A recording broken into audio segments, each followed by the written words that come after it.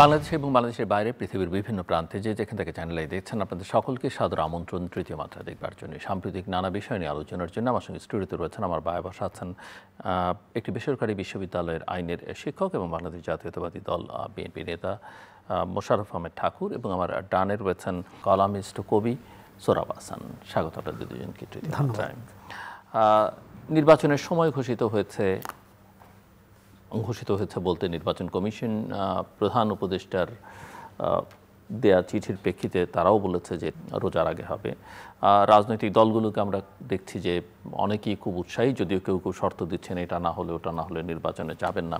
কিন্তু সব মিলিয়ে এক ধরনের আমার একটা পরিস্থিতির মধ্যে যে অনিশ্চয়তাটা আসলে কাটছে বলে অনেকেই মনে করছেন না। মিস্টার ঠাকুর, আপনি কি মনে করেন কোনো অনিশ্চয়তা আছে? ধন্যবাদ আপনাকে, আপনার দর্শক শ্রোতা এবং অপর বিজ্ঞ আলোচক সৌরভ ভাই। আমি মনে করি অনিশ্চয়তা তো কিছুটা কেটেছে। আমি মনে করি যে পার্টির গাইডলাইনটা হচ্ছে এইরকম। পার্টির মানে দলের গাইডলাইন, আপনার দলের গাইডলাইনটা হচ্ছে এইরকম যে বাংলাদেশের গভর্নমেন্টের যে প্রধান উপদেষ্টা, সেনাবাহিনীর প্রধান এবং বিএনপির ভারপ্রাপ্ত চেয়ারম্যান এবং প্রধান রাজনৈতিক দলগুলির নেতৃবৃন্দ তারা একটি সরল রেখায় দাঁড়িয়েছেন, সেটি হচ্ছে যে গণতন্ত্র উত্তরণের প্রশ্নে। তো এখানে যে কথাটা হচ্ছে যে গণতন্ত্র উত্তরণের প্রশ্নে এই সরল রেখায় দাঁড়ানোটা যে অন্তত আপাতত দেখা যাচ্ছে, এটি একটি ভালো ইঙ্গিত। এটি একটি অনেকটা জনগণকে স্বস্তি দিয়েছে। কিন্তু আমার কাছে অন্য একটি সংবাদও আছে। আমি গত 2 দিনে অন্তত অনেক রিক্সা পোলার, তারপর বেবি ট্যাক্সি, এদের অনেককে জিজ্ঞেস করছে, ওরা বলে বিশ্বাস করে না যে ফেব্রুয়ারিতে নির্বাচনটা হবে।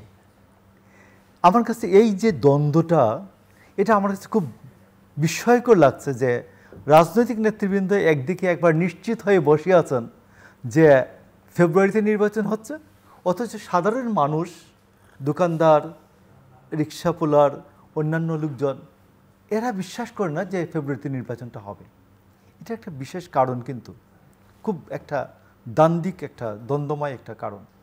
তো এইটাকে আমি মনে করি যে আমি এই অনুষ্ঠানের মাধ্যমে, আপনার মাধ্যমে সরকার, দেশবাসী সবাইকে আমি বলবো যে ফেব্রুয়ারিতে যে নির্বাচনটা হবে এই বিষয়ে জনগণের আস্থা অর্জনের জন্য কি কি করা উচিত, এই কোয়েশ্চনটার রিজলভ আমি সৌরভ ভাই আমরা করতে পারবো না, এটা সরকারকে করতে হবে। এই প্রশ্নটা কেন দাঁড়িয়েছে? প্রশ্নটা দাঁড়িয়েছে যে মানুষ মনে করে যে পুলিশ একবারে অসংগঠিত, এবং পুলিশকে সংগঠিত করার প্রশ্নে এই সরকারের কোনো উদ্যোগ নাই। আপনি দেখবেন, আপনি যদি পুলিশের সাথে প্রান্তিক লেভেলে আলোচনা করেন যে পুলিশের থানা লেভেলের প্রান্তিক লেভেলে গাড়ি নাই, 1 নম্বর। 2 নম্বর হচ্ছে তাদের টিএ বিল নাই, ভ্রমণ ভাতা যেটা। নাম্বার 3 হচ্ছে ঝুঁকি ভাতা অর্ধেকও পায় না। নাম্বার 4 হচ্ছে পুলিশের অন্তত ইন্সপেক্টর, সাব ইন্সপেক্টর লেভেলে 5ই আগস্টের পরে 5 বার বদলি হয়েছে, এবং তাদেরকে যে এই যে বদলির প্রেক্ষিতে যে বাসা পরিবর্তনজনিত যে ভাতাগুলি দেওয়া হয়, এইগুলো কিছু দেওয়া হয় না। নাম্বার 5 হচ্ছে যে পুলিশ লাইনগুলিতে, জেলা পুলিশ লাইনগুলিতে যে সরকারের যারা কথা বলতে পারেন, লাইক আসিফ নজরুল, রিজওয়ানা হাসান, এরা অন্তত প্রধান উপদেষ্টা এদেরকে দিয়ে একটা টিম করে দিতে পারতেন যে জেলা পুলিশ লাইনগুলিতে কথা বলো, যারা খুনাখুনিতে ছিলেন এরা ছাড়া বাকি সবাই যে নির্বিঘ্নে কাজ করবে, এরা হয়রানির শিকার হবে না, এই আশ্বাসটা দাও। পুলিশের মধ্যে এই আশ্বাস দেওয়া বা পুলিশের মধ্যে এই মনোবল ফিরিয়ে আনার কোনো উদ্যোগ এই সরকারের নাই। আমি মানুষের সাথে আলাপ করে যা বুঝেছি, মানুষ বলেছে দেখুন পুলিশকে সংগঠিত করার কোনো উদ্যোগ নেই সরকারের। মানে সরকারের ফেস হচ্ছে প্রথমত আধুনিক রাষ্ট্রের যে পুলিশ কত সংগঠিত, এই রাষ্ট্র তত সংগঠিত। পুলিশ কত ভদ্র, এই রাষ্ট্র তত ভদ্র। পুলিশ কত জন তার অধিকার বুঝে, সেই রাষ্ট্র জন তার অধিকার বুঝে। ঠিক এইরকম যে বিষয়টা। তো এই জন্য আমার যে বক্তব্যটা দাঁড়িয়েছে যে মানুষের এই অবিশ্বাস দূর করার জন্য, মানুষের এই সন্দেহ দূর করার জন্য ইমিডিয়েট সরকারের একটা উদ্যোগ নেওয়া উচিত, যে পুলিশকে সংগঠিত করা, পুলিশের মনোবল ফিরিয়ে আনা, এটা যদি করা হয় অন্তত মানুষ নির্বাচনের ব্যাপারে, যে ফেব্রুয়ারিতে নির্বাচনটা হচ্ছে, এই ব্যাপারে কিছুটা হলেও আস্থা ফিরে পাবে। জি, মিস্টার সোহরাব হাসান। ধন্যবাদ আপনাকে, আমার শুভেচ্ছা ঠাকুর ভাইকে। নির্বাচন হতে হবে বা নির্বাচন হবে, নির্বাচনের বিকল্প নেই বলে। এখন নির্বাচনটা কেমন হবে, কে কারা এর নেতৃত্ব দেবে বা কারা কোন সরকারের অধীনে হবে, ফেব্রুয়ারিতে হবে কি না, তার আগে বা না পরে হবে, আগে হওয়ার কোনো সম্ভাবনা নাই, কারণ আগে তো দাবিও নাই। আর সুতরাং এক ধরনের ধোঁয়াশা তো আছে। ধোঁয়াশাটা কাটবে কী করে? ঠাকুর ভাই বললেন যে ধোঁয়াশা কাটানোর পর সরকারই করবে। রাজনৈতিক দলেরও দায়িত্ব আছে, নাগরিক সমাজের দায়িত্ব আছে, সংবাদ মাধ্যমের দায়িত্ব আছে, পুরো দেশের দায়িত্ব আছে। এখন সরকারের এই যে মানুষের মধ্যে সন্দেহ, সংশয়, সরকারের এক একজন নীতি নির্ধারক এক এক রকম কথা বলেছেন, অতীতে তো বলেছেন। সরকার যদি পারত নির্বাচন না করে, তাহলে নির্বাচন দিত না। পরিস্থিতি এমন জায়গায় এসেছে যে সরকারকে নির্বাচন দিতে হবে। আইন উপদেষ্টা ডক্টর আসিফ নজরুল বলেছেন যে আমরা ফেব্রুয়ারিতে নির্বাচন দিয়ে চলে যেতে চাই। এটি মনে করি স্পষ্ট বার্তাই। এখন এর ব্যত্যয় কী হতে পারে বা নির্বাচনটা কীভাবে হবে? নির্বাচন পুলিশের কথা বলছেন, এটা তো কারিগরি দিক এবং মাঠ পর্যায়ের, কিন্তু উপরের পর্যায়ে যে সমস্যাগুলো আছে, এক হচ্ছে সরকারের ভিতরে সরকার আছে, সেই সরকার নির্বাচন চায় কি না, রাজনৈতিক দলগুলোর মধ্যে মতভেদ দূর করতে কতটা আন্তরিক তারা। জাতীয় ঐকমত্য কমিশনের বৈঠক হচ্ছে, বৈঠকের পর বৈঠক। বিএনপির স্থায়ী কমিটির সদস্য সালাউদ্দিন আহমদ বললেন যে জুলাই সনদ তার আইনি ভিত্তি হতে পারে, আইনি ভিত্তি দেওয়া যেতে পারে, কিন্তু সেটা সংবিধানের উপরে যেতে পারে না। সংবিধানের উপরে আসলে কোনোটাই যেতে পারে না, সেটা সামরিক বিধি হোক। আমাকে একটু আইনি ভিত্তি বিষয়টা কি, এখন আইনের শিক্ষক আছেন, তার কাছ থেকে যে আইনি ভিত্তি নিয়ে কথা হচ্ছে, সেই বিষয়টা আসলে কি? আমি আইনি ভিত্তিটা আমি মনে করি ঐকমত্য, এটা একটা অঙ্গীকার যে আমরা এটা কাজটা করব। এখন আইনি ভিত্তি যেমন সব দল এক হলো, সই দিল, এমনকি আদালতও বলল, পরবর্তীকালে পার্লামেন্ট তো সার্বভৌম, পার্লামেন্ট সিদ্ধান্ত নিল যে এটা নাকচ করে দেওয়া হলো। সেনা সমর্থিত 2 বছরের সরকারের সময় কিন্তু এটা হয়েছে।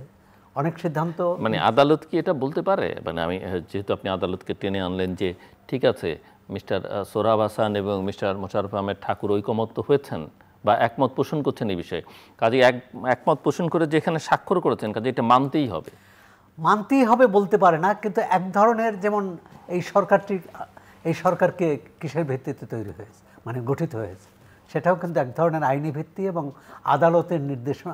আদালত সেটা নিয়ে অবশ্য নানা রকমের প্রশ্ন, নানা রকম কন্ট্রোভার্সি এখনো আছে, কিন্তু না, কিন্তু গঠিত তো হয়েছে। আমরা সবাই মেনে নিচ্ছি বলে সব ঠিক আছে, মেনে না নিলে কিছুই ঠিক নেই। So far I understand. এখন কিন্তু হলে আমাদের যে প্রশ্নটি, যে এই সরকার এসেছিল তো গণতন্ত্র উত্তরণের, একটা স্বৈরাচারী ব্যবস্থার অবসান ঘটেছে গণ অভ্যুত্থানের মধ্য দিয়ে। মানুষের আকাঙ্ক্ষা যে গণতন্ত্র কীভাবে দৃঢ় ভিত্তি পায়, কিভাবে গণতন্ত্র প্রতিষ্ঠিত হয় এবং গণতান্ত্রিক যে অধিকার মানুষ সেটা ফিরে পায় কিনা। জুলাই অভ্যুত্থানের পর সব সমস্যার সমাধান হয়ে গেছে, সরকারের কোনো পদাধিকারী বলার চেষ্টা করেছেন, সেটা তো হয়নি। জনগণের নিরাপত্তা, মানুষের দৈনন্দিন সমস্যার সমাধান, বেকারত্ব, অস্থিরতা, সামাজিক অপরাধ, রাজনৈতিক অপরাধ, কোনোটাই তো কমেনি। সুতরাং এক ধরনের এই শুধু নির্বাচনের তারিখ হলো কি হলো না, তার চেয়েও বেশি হচ্ছে মানুষের মধ্যে অনিশ্চয়তা বেড়েছে, এক ধরনের অস্থিরতা চলমান। এবং ভবিষ্যতে কি হবে, কোন সরকার আসবে, অর্থনৈতিক অবস্থা অত্যন্ত ভঙ্গুর, বিনিয়োগ নেই, কর্মসংস্থান নেই। একটি দেশ তো দাঁড়িয়ে থাকে শুধু নির্বাচনের উপর না, শুধু রাজনীতির উপর নয়, অর্থনীতির যে ভিত, সেটি যদি আমরা শক্তিশালী না করতে পারি।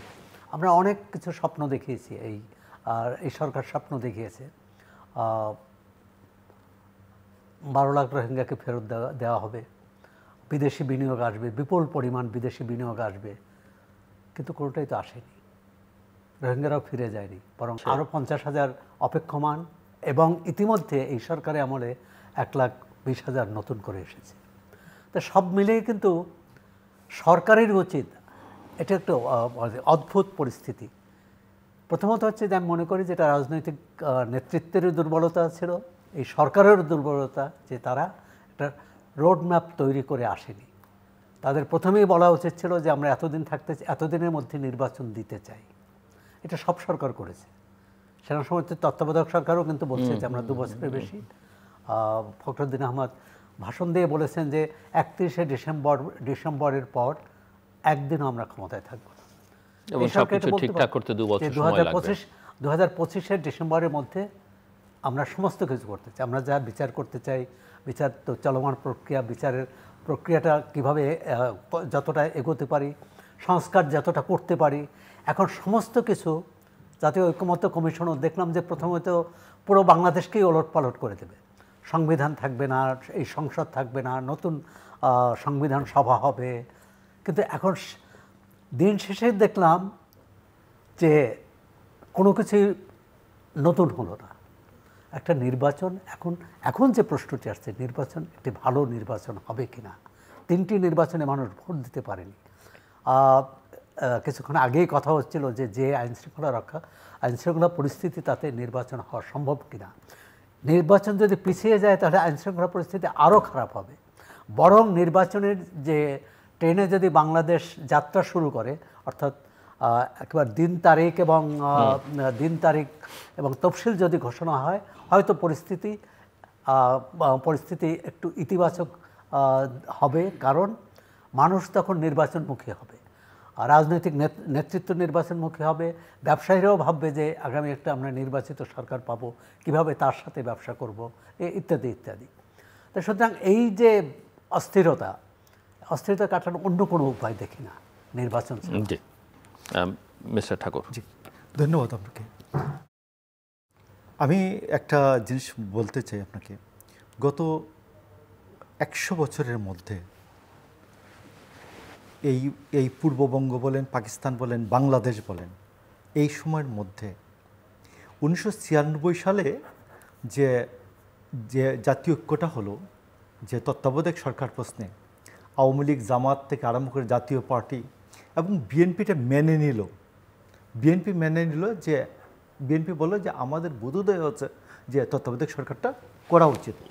এবং আপনি জানেন যে ওই সময় সুরঞ্জিত সেনগুপ্ত, ফয়েজ আহমেদ, এদের একটা প্রচ্ছন্ন সহযোগিতা ছিল এবং 15ই ফেব্রুয়ারি নির্বাচনটা হয়। এবং কথা ছিল যে আমরা শুধু তত্ত্বাবধায়ক সরকারের সংশোধনীটা করে এতটুকুন সময়ই আমরা ক্ষমতায় থাকবো, আমরা কুইট করব, আমরা চলে যাব।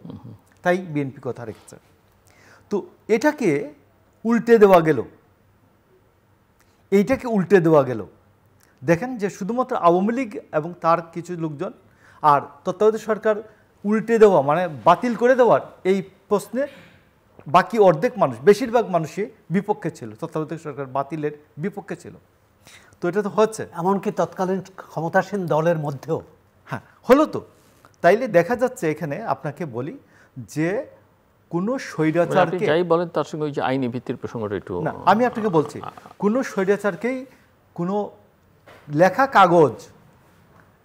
কাগজ রুখতে পারে না, এটা সেটেলড। নাম্বার 2 হচ্ছে আইনের ভিত্তিটা হচ্ছে সংবিধানের 105 অনুচ্ছেদ। সংবিধানের 105 অনুচ্ছেদে বলা আছে সুপ্রিম কোর্টের আপিল বিভাগ যে কোনো সময় তার পূর্ববর্তী যে কোনো রায়কে তিনি পুনর্বিবেচনা করতে পারবেন। তিনি আগে যাহাই বলিয়াছিলেন না কেন, আগের আদালত, তিনি তাহা পুনর্বিবেচনা করতে পারবেন, রিভিউ করতে পারবেন। অসীম ক্ষমতা। হ্যাঁ, তো এইটা তো আপনি এখন যাহা কিছুই বলেন না কেন, সুপ্রিম কোর্টে অ্যাপিলেট ডিভিশন এখন বলে দিল একেবারে যে এই জায়গাগুলি কোনো দিন পরিবর্তন করা যাবে না। এরপরে অ্যাপিলেট ডিভিশন এসে বললো না, এটা করা যাবে। তাইলে সেটা তো একটা গেল, কিন্তু আমি বলছি যে এখন এই জুলাই সনদ, এই যে জুলাই সনদের আইনি ভিত্তি, আপনার মনে আছে যে 15th অ্যামেন্ডমেন্টে বলা হলো যে 1/3 কনস্টিটিউশন এটা সংশোধনের অযোগ্য, সংশোধন করা যাবে না, অপরিবর্তনীয়, দুষ্পরিবর্তনীয়, অপরিবর্তনীয়। তো এই যে 15th অ্যামেন্ডমেন্ট যা বাতিল হয়ে গেল, কি হচ্ছে? তো এইসব যে গাঁজাখুরি কথা, এটা এমনি বক্তৃতায় চলে, মাঠে চলে, কিন্তু বেসিক্যালি পার্লামেন্টে, আদালতে, আলোচনার টেবিলে ইভেন এটা চলে না। তো এই জন্য আপনাকে বলছি যে সংবিধানের উপরে আপনি যাই বলেন না কেন, বরঞ্চ এটা সংবিধানের উপরে স্থান পাবে বললেই এটা দ্রুত বাতিল হবে। কারণ পরবর্তী আদালত বলবে যে সংবিধানের উপরে কোনো আইন হতে পারে না। সংবিধান হচ্ছে দেশের, যে কোনো দেশের সর্বোচ্চ আইন। সংবিধানের উপরে কোনো আইনই স্থান পেতে পারে না। তো এই জিনিসটাকে বরঞ্চ আপনি মনে করিয়ে দিচ্ছেন যে পাগল শাকুন আড়াইশ না। তো আপনি মনে করিয়ে দিচ্ছেন যেন এটা দ্রুত বাতিল হয় আর কি, যে সংবিধানের উপরে স্থান পাবে। এটা বললেই এটা বাতিল হবে, আমি বলতেছি পুরোটা বাতিল হয়ে যাবে, একবার ডাস্টবিনে চলে যাবে। আসুন, তো এই জন্য আমি আপনাকে বলছি যে আরেকটা জিনিস দেখুন, যে ইদানিং কতগুলো কুতর্ক হচ্ছে, যেমন কুবয়ান আসছে আর কি, আর্মির মাথায় গিলু নাই। এটা আমাকে আমার ন্যাশনাল আর্মির মাথায় গিলু নাই, এটা আমাকে শুনতে হবে। আমি একটা ডেমোক্রেটিক রাজনীতি করি, আমি বলছি যে গণতন্ত্র, আমি এই নির্বাচন কমিশন থেকে আমি রেজিস্ট্রেশন নেব, আমি ডেমোক্রেটিক পলিটিক্স করব, নির্বাচন করব, সব কিছু করবো, আর আমি বলবো যে আমার স্বাধীনতা সার্বভৌমত্বের প্রতীক আর্মির মাথায় ঘিলু নাই। এরা একটা দুইটা দেশে ঘুরে গিয়ে অস্ত্র কয়টা নিয়ে আসে, এরপরে ঘিলু নাই এই জন্য চালানো ভুলে যায়। এটা আমাকে শুনতে হবে। এটা আমাকে শুনতে হবে যে প্রধান উপদেষ্টা এবং সবাই মিলে বললেন যে, গভর্নমেন্ট বলল যে ফেব্রুয়ারিতে নির্বাচন হবে, আইসে দাঁড়িয়ে বলে দিল যে ফেব্রুয়ারিতে নির্বাচন হবে না। কক্সবাজারে গিয়ে বলে দিল যে শামীম ওসমান, কোথাকার শামীম ওসমানের মতো নাকি কক্সবাজারে হয়েছে, কি বলে, গডফাদার গিয়েছে। কোথায় শামীম ওসমান? গডফাদার নারায়ণগঞ্জের তুলারাম কলেজে পড়া, আর কোথায় ঢাকা বিশ্ববিদ্যালয়ের LLB LLM করেছে। কোথায় এই আমার সিভিল ব্যুরোক্রেসির লোক MP হচ্ছে, মন্ত্রী হচ্ছে, এই লোককে বলে দিল এইরকম। এবং তার পার্টির প্রধান নেতা বলে যে তিনি সত্য উদ্ঘাটন করেছেন। তো এই যে অবস্থাটা, আমার মনে হয় যে এইসব কারণে লোকজন, এবং এদের একজন NCPর প্রধান অন্যতম নেতা, যে সে বলে গিয়ে প্রধান উপদেষ্টা তো লন্ডনে গিয়ে সিজদা করে আসছেন, এইরকম যে উস্কানিমূলক কথা, এইগুলোর কারণে মানুষ মনে করে যে এত কিছুর পরেও, সবাই বলার পরেও নির্বাচনটা হবে। উপদেষ্টারা বলছেন যে নির্বাচন হবেই, তারপরে মানুষ মনে করে নির্বাচনটা আদৌ হবে কিনা। তো এই জন্য আমি মনে করি যে সরকারের এই দায়িত্বটা, মানুষের সংশয়, সন্দেহ, অবিশ্বাস, এটা দূর করার দায়িত্ব সরকার প্রধানের। এখন এখানেই মিস্টার সোহরাব হাসানের কাছে, আপনি খানিকটা আলোচনাটা টেনে এনেও শেষ করেননি, যে নির্বাচন তো ধরে নিলাম হলো আর কি, কেমন নির্বাচন হবে? আপনি বলছিলেন গত 3টে নির্বাচন হয়নি, মানুষ ভোট দিতে পারেনি। এটা কিন্তু কঠিন প্রশ্ন। কোনো মানুষ তারও একটু পেছনে গিয়ে বলে যে 2008-এর ইলেকশনও খানিকটা ইঞ্জিনিয়ার্ড ইলেকশন। তো আমি একটু বুঝতে চাই যে আসলে এবারের নির্বাচন কেমন হবে।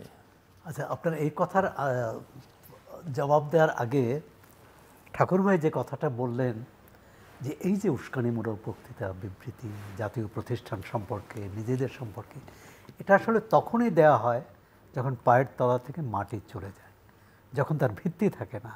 আওয়ামী লীগ 2008, 9, 10-এ তৎকালীন প্রধানমন্ত্রী বা আওয়ামী লীগের নেতা নেত্রীদের ভাষা ভঙ্গি, আর 18, 19, 20, 21, 22, 23, 24-এর ভাষা ভঙ্গি পাল্টে যায়। কিন্তু এই যে নতুন দল, তারা একটা তারুণ্যের প্রতীক, তারা একটা নতুন স্বপ্ন দেখানোর কথা বলছিল, এত কম সময়ে, এই 6-7 মাসের মধ্যে এতটা বিপর্যস্ত হলো কী করে, এতটা তাদের করুণ অবস্থা হলো কেন? এটি কিন্তু একটা প্রশ্ন। এখন এখানে সরকারের একটি দায়িত্ব আছে অনেক, সরকার বা সরকার প্রধানের। সরকারের কোনো কোনো কর্মকাণ্ড মনে হয়েছে যে তারা ক দলের পক্ষে, কোনো কোনো কর্মকাণ্ড মনে হয়েছে খ দলের পক্ষে, কোনো কোনো কর্মকাণ্ড মনে হচ্ছে গ দলের পক্ষে। সুতরাং যখন ক দলের পক্ষে মনে হয়েছে তখন গ আর খ মিলে গেছে, যখন গ দলের পক্ষে তখন খ আর ক মিলে গেছে।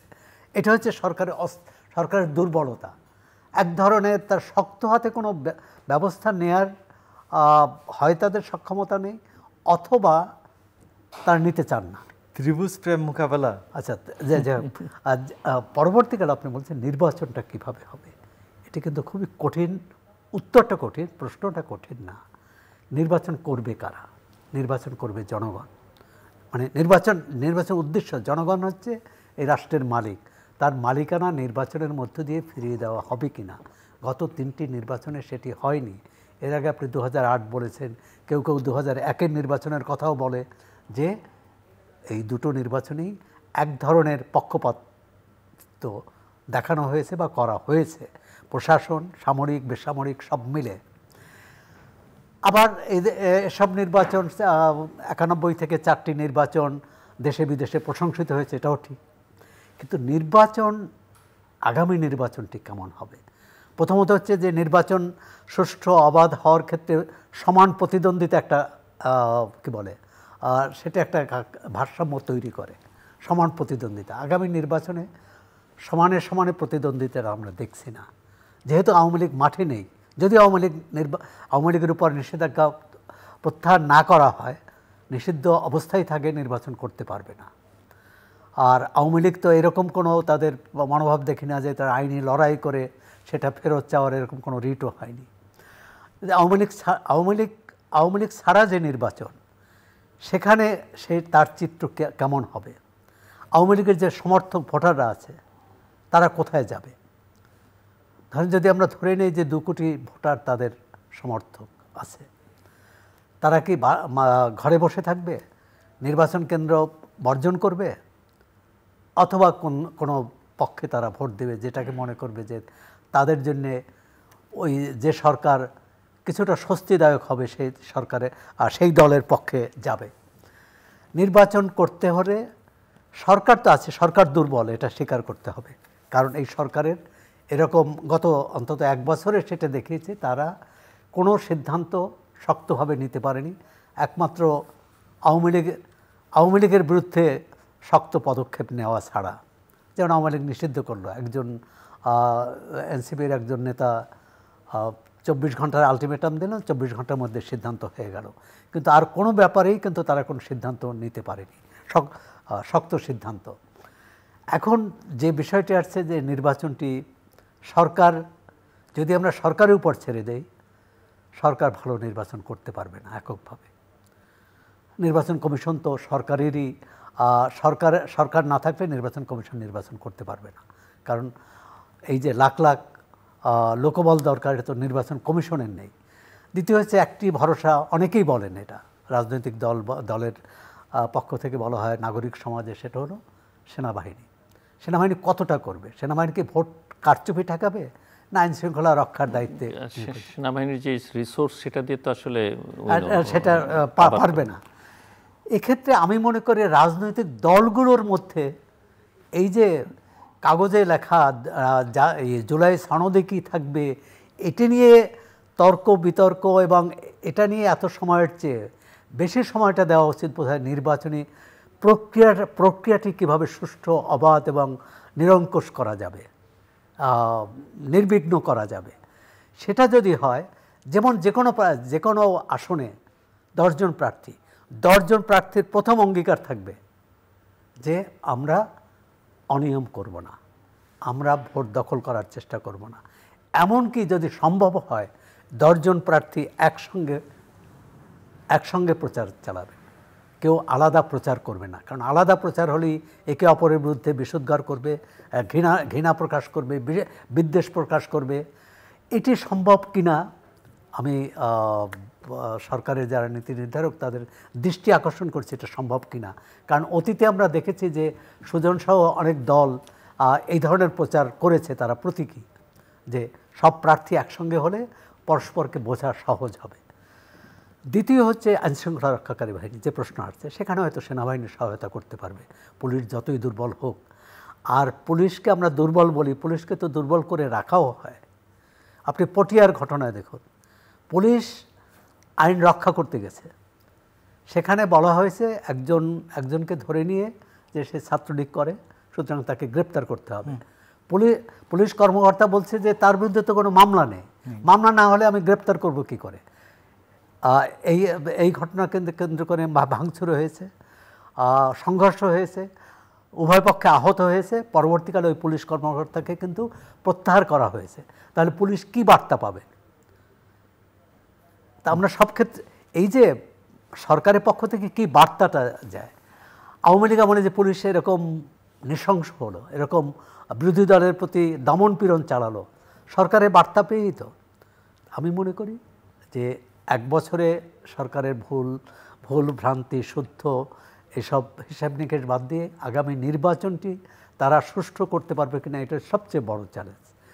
যদি সুষ্ঠু করতে পারে, এটি প্রধান উপদেষ্টার আকাঙ্ক্ষা অনুযায়ী ইতিহাসের সেরা না হলেও মোটামুটি গ্রহণযোগ্য হয়, অন্তত বিগত 3টি নির্বাচনের মতো যদি না হয়, তাহলে মানুষ সেটা গ্রহণ করবে, এই সরকারও প্রশংসিত হবে। আর যদি সেই সংঘাতের যুগে আমরা ফিরে যাই, নির্বাচনকে কেন্দ্র করে ভোট দখল, জবরদখল এবং ভোট কেন্দ্র কী বলে ব্যালট বাক্স হাইজ্যাক করা, দখল করা, তাহলে বাংলাদেশের ভবিষ্যৎ রাজনীতি কোন দিকে যাবে বলা কঠিন। আমার আইডিয়াটা হচ্ছে যে ইউটোপিয়া কোনো কি বলে প্ল্যান তো কল্পনা করে লাভ নাই। এখানে আমি বলবো যে বিএনপির প্রধান দায়িত্ব হচ্ছে যে তার ক্যাম্পেইন করা পর্যন্ত ক্যাম্পেইন করা, ঠিক আছে, এরপরে তার একটা স্বেচ্ছাসেবক বাহিনী, তারা কমিটেড থাকবেন, শপথবদ্ধ থাকবেন যে আমরা ভোট কেন্দ্রে কোনো প্রকার গোলমাল হতে দেব না, কোনো প্রকার মব সৃষ্টি ভোট কেন্দ্রের আশপাশে হতে দেব না, ভোট কেন্দ্রকে রক্ষা করা এইটা আমাদের দায়িত্ব, ভোট দেওয়া দায়িত্ব, ভোট কেন্দ্র রক্ষা করা দায়িত্ব। এবং বিকেলে বা সন্ধ্যার পরে যে সহকারী রিটার্নিং অফিসার ইউনো অফিস, এটাকে রক্ষা করা রাত্রে রেজাল্ট না হওয়া পর্যন্ত দায়িত্ব। রেজাল্ট হওয়ার পরেও যেন কর্মকর্তারা ঠিকমতো বাসায় পৌঁছান, কেউ যেন তাদের কোনো কিছু না বলতে পারে, এটা বিএনপি। আমি আরেকটা আইডিয়া বলতে চাই, একটা এই আইডিয়াটা কখনো আলোচনা হয় না। এটা হচ্ছে আর্মির কোর্ট। আর্মি 3 টাইপের কনস্টিটিউট করতে পারে কোর্ট: ম্যাজিস্ট্রেসি লেভেল, জেলা জজ লেভেল এবং হাইকোর্ট লেভেল, তারা করতে পারে। এইটার এই আর্মি কোর্ট বা মার্শাল ল কোর্টের কে কে বিচারে আওতাধীন হবেন? আওতাধীন কে কে হবেন? হবেন আর্মির র্যাঙ্ক অ্যান্ড ফাইল, মানে একবার চিফ থেকে সিপাহী পর্যন্ত সকল কোর্টের সদস্যবৃন্দ, এবং তার সাথে সাপ্লাইয়ার যারা আছে, এই যে বেসরকারি সাপ্লাইয়ার যারা আছে, এরাও আর্মি কোর্টে বিচারাধীন হবেন। এবং রাষ্ট্রপতি যদি চান কোনো ব্যক্তি ওই আর্মি আদালতে বিচারযোগ্য মনে করেন, তিনি আর্মি আদালতে বিচারযোগ্য হবেন, বিচারের অধীন হবেন। তো আমার তো ধারণা আর্মি যে ম্যাজিস্ট্রেসি পাওয়ার নিয়ে আছে, আপনি ইলেকশনের সময় প্রতি জেলায় কোর্ট বা উপজেলায় কোর্ট কনস্টিটিউট করে দেন, তাদের যে যে লেভেল আছে, যে যে লেভেল দরকার, এবং আর্মি ধরবে ওইখানে, ধরে 3 মাস 6 মাস 1 বছর 3 বছর 5 বছর এটা ধরবে, সাজা দিয়ে দিতে পারে। এমনকি আপনি বলি যে এই যে আর্মির সম্বন্ধে যে আকথা কুকথা বলা হয়েছে, এইটার জন্য কিন্তু আর্মি যদি রাষ্ট্রপতি যদি মনে করেন এই লোককে আর্মি আইনের আর্মি অ্যাক্ট 1952-র অধীনে তার বিচার করাও যায়, রাষ্ট্রপতি শুধু মনে করলেই হবে যে বাংলাদেশের যে কোনো নাগরিক আর্মি অ্যাক্ট 1952-র অধীনে তার বিচার করা যাবে, তিনি বিচারের যোগ্য হবেন, বিচারের আওতাধীন হবেন। তো আমি তো মনে করি যে নাসিরউদ্দিন পাটোয়ারিকে দিয়ে শুরু করা যেতে পারে আর্মি আইনের অধীনে তার বিচার করা যেতে পারে, এবং পরবর্তীতে একবার নির্বাচন পর্যন্ত। কিন্তু সেনাপ্রধান তো বলেছেন যে বয়স কম, ভবিষ্যতে নিশ্চয়ই বুঝতে পারবে এবং লজ্জা পাবে। বিবাহ করেছে, আরো 5 বছর আগে বিবাহ করলে বাচ্চা হয়ে যেত, তো ওরা নাবালক এখনো। আমি সব কথায় একমত হলেও সেনাপ্রধানের এই কথাটিতে একমত নই যে আর্মিকে মেলাইন করবে, আমার ন্যাশনাল আর্মিকে মেলাইন করবে, আর আপনি বলবেন যে 30-32 বছরের ছেলেকে বলবেন যে ও নাবালক। ও কি নাবালক নাকি? এই যে উপদেষ্টা, ও কি নাবালক নাকি? যে বললো যে প্রধান উপদেষ্টাকে ডক্টর ইউনূসকে বুকে পাথর বেঁধে মেনে নিলাম, এইরকম একটা স্টেটমেন্ট করতে পারে? সে রাষ্ট্রের উপদেষ্টা থেকে, সরকারের উপদেষ্টা থেকে, তার শপথভঙ্গি সামিল এটা।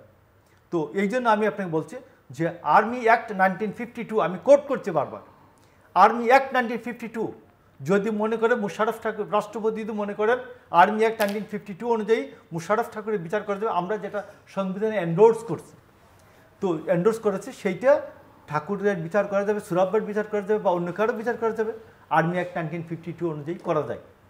আর্মিদের তো বিচার করা যায় 52-তে, আর্মি অ্যাক্ট 1952-তে। আর্মি অ্যাক্ট 1952-তে যে কোনো ব্যক্তিকে, বাংলাদেশের যে কোনো নাগরিককে বিচারের আওতাধীন করা যায়।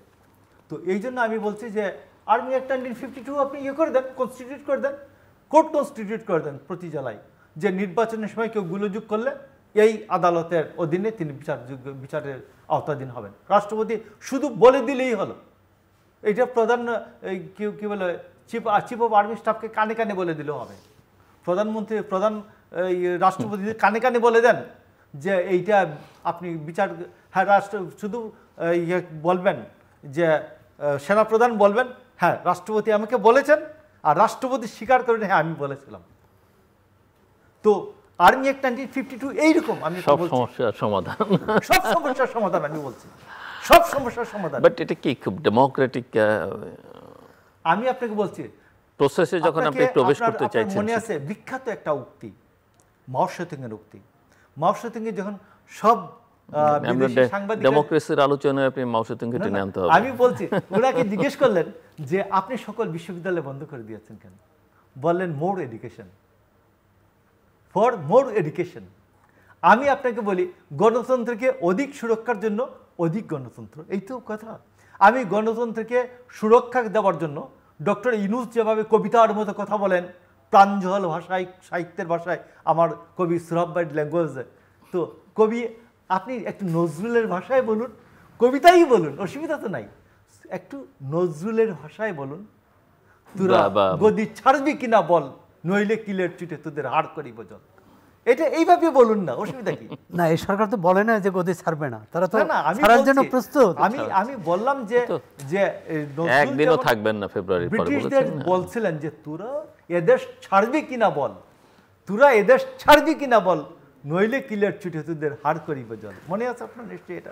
এই এই এই এই যে কবিতাটা আপনি এই আমাদের ডক্টর ইউনূস খুব সুললিত ভাষায় বলেন, এটা একটু হার্ড করেন, একটু হার্ড করেন, একটু হার্ড না হলে দেশ চলবে না। যাক, মোশাররফ ভাই বেশ মানে হাস্যরসের মধ্য দিয়ে খুব কঠিন কঠিন কথা বলেছেন এবং এক ধরনের সহজ সমাধান খুঁজেছেন।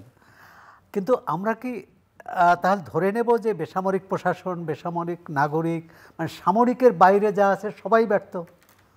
যদি সেটা ধরে নেই তাহলে তো আর নির্বাচনেরই প্রয়োজন হয় না। যদি আমরা সেটা ধরে না নেই যে একদল লোক ক্ষমতার অপব্যবহার করেছে, তাদের বিচার হবে, রাষ্ট্রের স্বৈরতন্ত্র, রাষ্ট্রীয় ব্যবস্থায় যাতে স্বৈরতন্ত্র আবার ফিরে না আসতে পারে সেজন্য যা সংস্কার করা প্রয়োজন সংস্কার হবে, কিন্তু আমরা একটা ভালো নির্বাচন করতে পারবো না। তাহলে তো তাহলে তো আমাদের জাতি ওই নির্বাচনের যোগ্যই না, গণতন্ত্রের যোগ্য না। আগে প্রমাণ করতে হবে যে যারা রাজনীতি করেন, মোশাররফ ভাই সহ যারা রাজনৈতিক দলের নেতৃত্ব দিচ্ছেন, বিভিন্ন স্তরে আছেন, তাদের আগে ঠিক করতে হবে যে আমরা সৎ রাজনীতি করব, সুষ্ঠু রাজনীতি করব, জনগণের রাজনীতি করব, এবং জনগণের রাজনীতি করার জন্য একটি সুষ্ঠু ভোট দরকার। সেই ভোটটা আমরা সামরিক সহায়তা থাকবে কিন্তু সামরিক বাহিনীর হাতে তুলে দেব না, আমরাই করব। এইটি যদি করতে না পারি, যে জাতি গণ অভ্যুত্থান করে একটি জগদ্দল পাথরের মতো স্বৈর শাসককে বিদায় দিতে পারে, সেই দল একটি নির্বাচন করতে পারবে না। যদি না পারে তাহলে নির্বাচনের চিন্তাই বাদ দিতে হবে।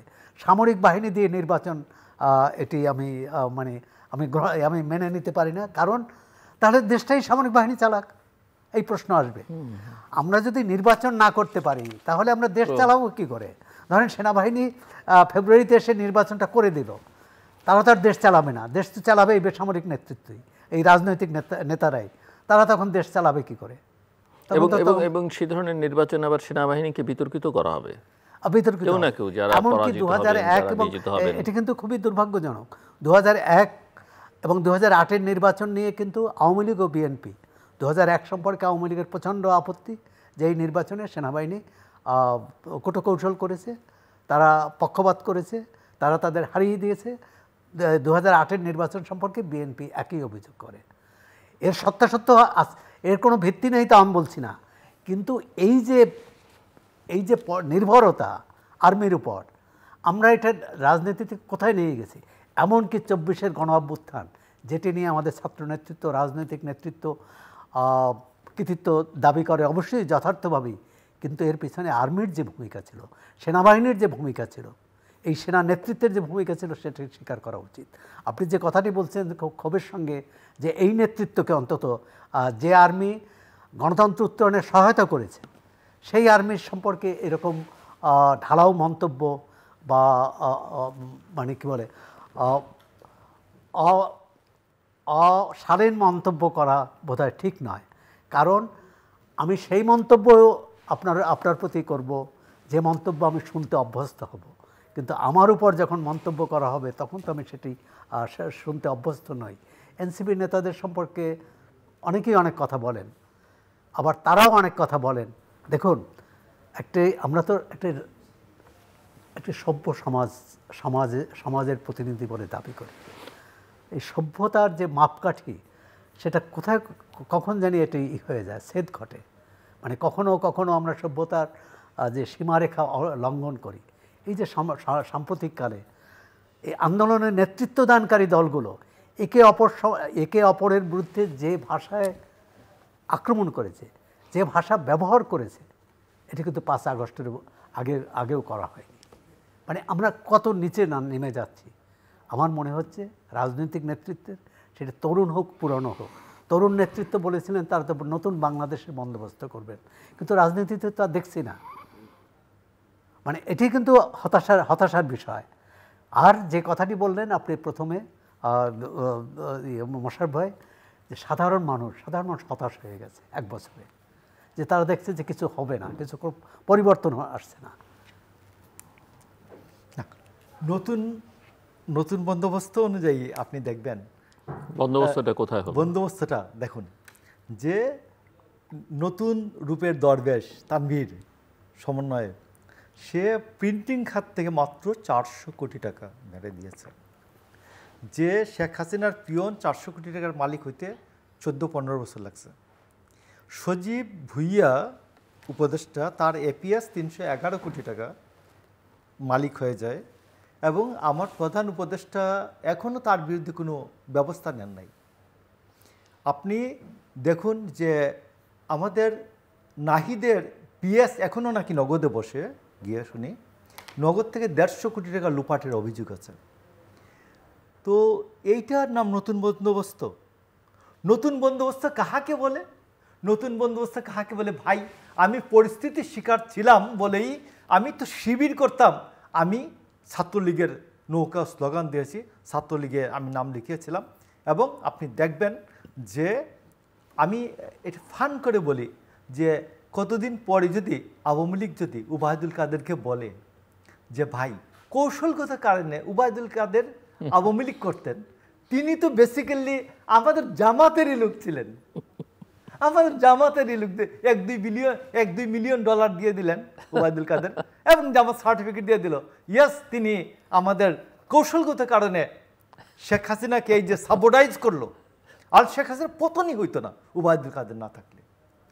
আসাদুজ্জামান খান কামাল, যে জল্লাদ বাহিনীর প্রধান, তাকে যদি সার্টিফিকেট দিয়ে দেয় জামাত যে তিনি গুপ্ত জামাত ছিলেন, ইয়ার ভিতরে আওয়ামী লীগের পেটের ভিতরে মুসা আল্লাহ ইসলামের মতো ফেরাউনের ঘরে বড় হয়েছেন, এরা বলছিল না? তো আসাদুজ্জামান খান কামালকে যদি বলে, বাচাল হাসান মাহমুদকে যদি বলে, এরা হচ্ছে ভাই আওয়ামী লীগ জামাতের লোক, এরা আওয়ামী লীগকে সাপোর্টাইজ করেছে ভিতরে থেকে, আমি মনে হয় আশ্চর্য হওয়ার কোনো কারণ নাই। আজকে ডাকসু নির্বাচনকে কেন্দ্র করে যে চেহারাগুলি বেরিয়ে আসছে, যে কি নাম, যে এরা কৌশলগত কারণে ছাত্রলীগ করেছে, আমি আপনাকে বলছি তো কৌশলগত কারণে যে এই কথাটা হচ্ছে যে মানে গুপ্ত জামাত এরা ভয়ঙ্কর ফ্যাসিস্টের সহযোগী। এটাকে আলোচনায় আনা উচিত।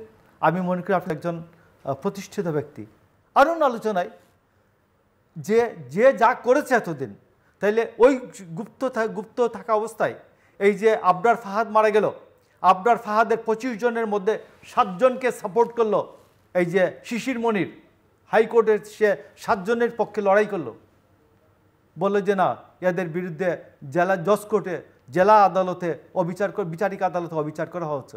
তো এরা কি গুপ্ত শিবির ছিল? আমাকে তাই মনে হয়। তো এই জন্য আমার মনে হয় যে আমাদের আলোচনায় আনা উচিত। আর আমি আপনাকে বলি, আর্মির আদালত, যে সামারি আদালত, যদি দেশের শান্তি শৃঙ্খলা গত 1 বছর তো দেখা গেল, গত 1 বছরে মব ঠেকানো যায় নাই। গত 1 বছরে আপনি আগে ভাই এখান থেকে বাইরে নিয়ে যদি মারত কেউ, আমি জানতাম ও ছাত্রলীগ অথবা যুবলীগ। আমি জানতাম ওর প্রতিকার হচ্ছে আওয়ামী লীগের কাছে বিচার দেওয়া, অথবা বিচারটা হবেই না। এখন তো কে করবে আমি জানি না। এখান থেকে বেরোলে কে আমাকে মারবে আমি তো জানি না। তো ভয়ঙ্কর বিষয়। তো আমি আপনাকে বলি, আমি জীবন রক্ষার জন্য আমি তো অনেক সময় এই ক্যান্সার আক্রান্ত রোগীকে যে পুশ করা হয়, এটা বিষাক্ত জিনিস। তো অনেক ক্ষেত্রেই আমরা ছোটোবেলা শুনতাম যে কুইনাইন খাওয়ানো হতো, ভয়ঙ্কর তিতা, জ্বরের জন্য, ম্যালেরিয়ার জন্য। তো এইরকম প্রতিষেধক তো হতেই পারে। যদি আমার ডেমোক্রেসি না বাঁচে, যে এই মবের জন্য, এই মবকে থামানোর জন্য আমি আর্মিকে ইউজ করবো না। আর্মি তো আমি মাঠে রাখছি এই 1 বছর ধরে। ওদেরকে বলছি ম্যাজিস্ট্রেসি পাওয়ার আছে, এরা নাকি এইড টু সিভিল পাওয়ার, সিভিল অ্যাডমিনিস্ট্রেশন। তো সিভিল অ্যাডমিনিস্ট্রেশন তো এইড নেয় না। এদেরকে ডাকছে কোথাও?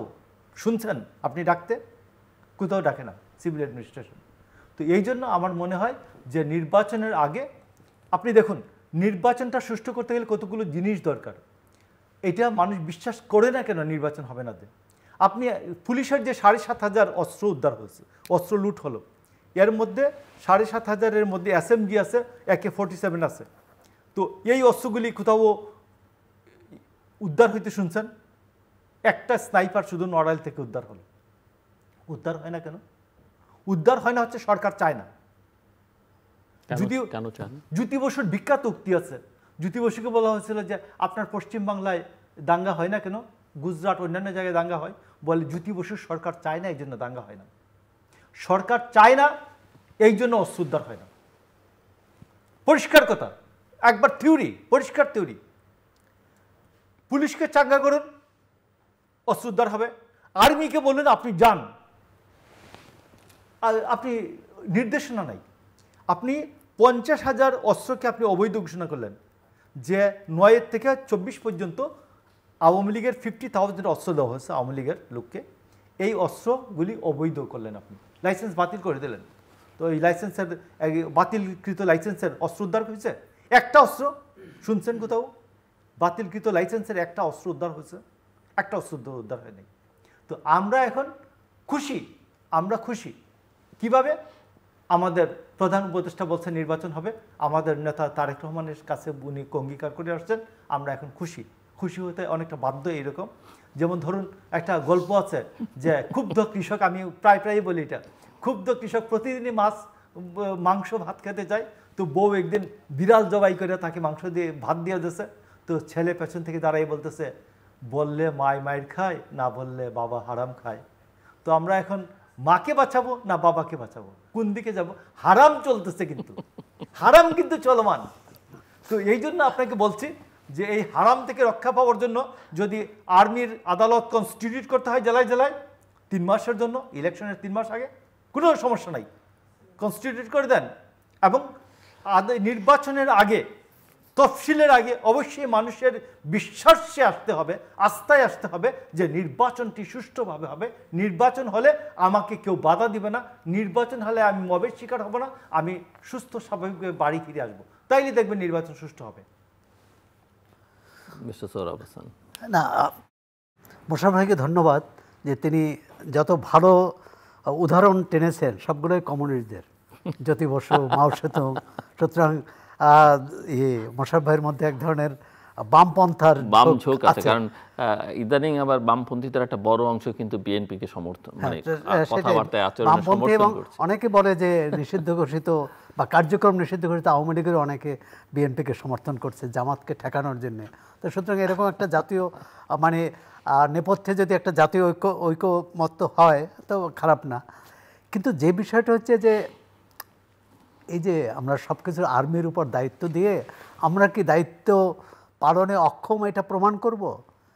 রাজনৈতিক দলগুলো কেন একটি সুষ্ঠু নির্বাচন করতে পারবে? এই সরকারকে বাধ্য করবে সুষ্ঠু নির্বাচন করার জন্য। আমি অনিয়ম করব না, অনিয়ম সহ্য করব না, অনিয়ম হতে দেব না। আমি মনে করি প্রতিটি রাজনৈতিক দলের এই অঙ্গীকার থাকলে তাহলেই হয়তো একটা মোটামুটি সুষ্ঠু নির্বাচন আমরা পেতে পারি। অন্যথায় ঘটনা ঘটে যাবে, আর্মি 5 জনকে গ্রেপ্তার করুক না 10 জনকে গ্রেপ্তার করুক, কিন্তু ফল কোনো হবে না, মানে সেটার ফল পাওয়া যাবে না, নির্বাচনটা গ্রহণযোগ্য হবে না। আরেকটি বিষয়, যে পরিস্থিতি আইনশৃঙ্খলা বা আপনি যে বিভিন্ন সমাজ শক্তি বলে একটি আছে, রাজনৈতিক শক্তির বাইরেও যারা সমাজের সবচেয়ে প্রান্তিক, যারা ধর্মীয় সংখ্যালঘু, জাতিগত সংখ্যালঘু, অর্থনৈতিকভাবে খুবই দুর্বল, তাদের নিরাপত্তা কে দেবে? বাংলাদেশে খুব কম নির্বাচন হয়েছে যেখানে সংখ্যালঘুরা নির্যাতনের শিকার হননি। এবং একটি নির্বাচনের পর এক এলাকায় গিয়েছিলাম, একজন সংখ্যালঘু সম্প্রদায়ের একজন ভদ্রমহিলা বলেছিলেন ভোটার তালিকা থেকে আমাদের নাম বাদ দিলে আমরা নিরাপদ থাকতে পারি। তো এই আগামী নির্বাচনের পরে বা আগে এরকম আহাজারি, এরকম আকুতি যাতে শুনতে না হয়, সেজন্য আমি বলবো যে শুধু সরকারের উপরে দায়িত্ব দিলে হবে না। আপনি কিন্তু যে রাজনৈতিক দলের নেতাকর্মীদের বলবো তার প্রতিবেশীকে চিনে, কে কার দ্বারা আক্রান্ত হয়েছে 15 বছরে হয়েছে, গত 1 বছরে হয়েছে, তার পাশে যদি আমরা না দাঁড়াই তাহলে কিন্তু ওই সেনাবাহিনী এনে 5 জনকে ধরা যাবে, 100 জনকেও ধরা যাবে, ওই ব্যালট বাক্সও ঠিক করা যাবে না।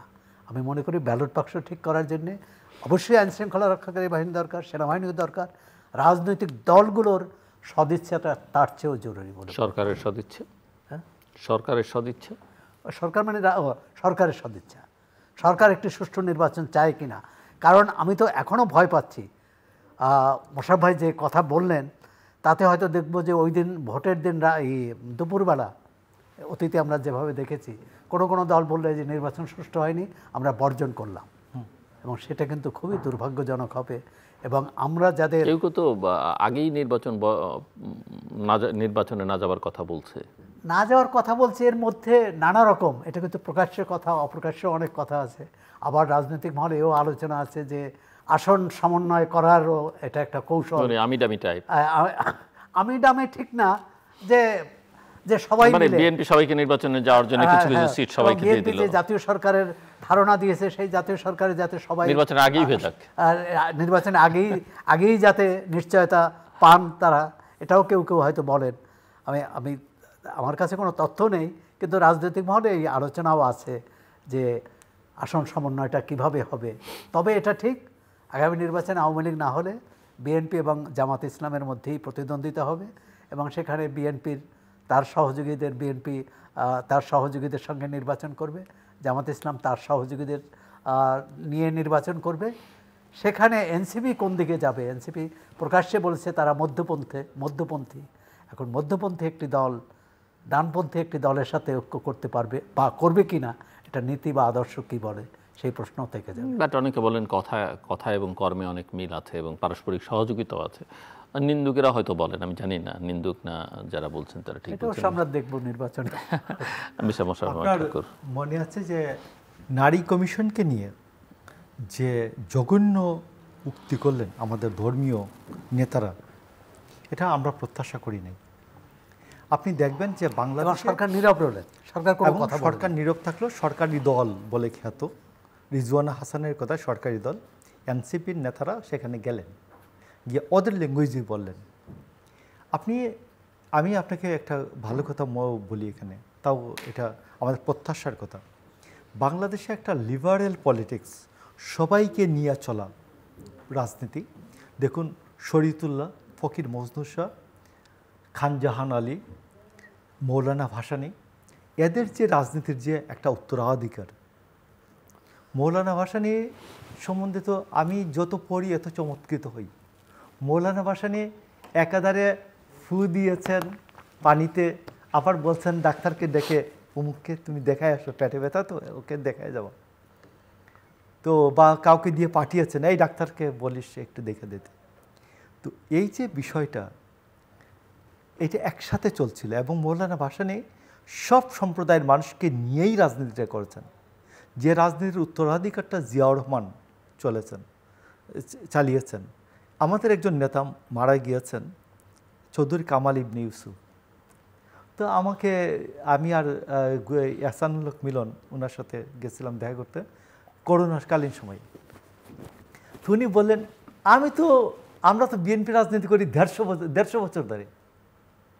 আমরা এটা বিএনপি রাজনীতি 150 বছর ধরে নিজেরই তো রাজনীতি করেন, আপনার বয়স কত? হ্যাঁ আমার বয়স এত 65-70 বছর। তো আমি বিএনপি রাজনীতি জন্মই তো 78 সালে। তো বললো তাতে কি হচ্ছে, বিএনপি রাজনীতি তো 150 বছরের রাজনীতি। তো উনি বলেন, ফকির শরীয়তুল্লাহ থেকে আরম্ভ করলেন, this is a liberal politics, liberal Democratic politics, সব সম্প্রদায় জাতি সম্প্রদায়কে নিয়ে একত্রে চলার যে রাজনীতি। খান জাহান আলীর কথা আলাপ করলেন। তো বলে এরপরে বললেন যে দেখো যে 86 সালে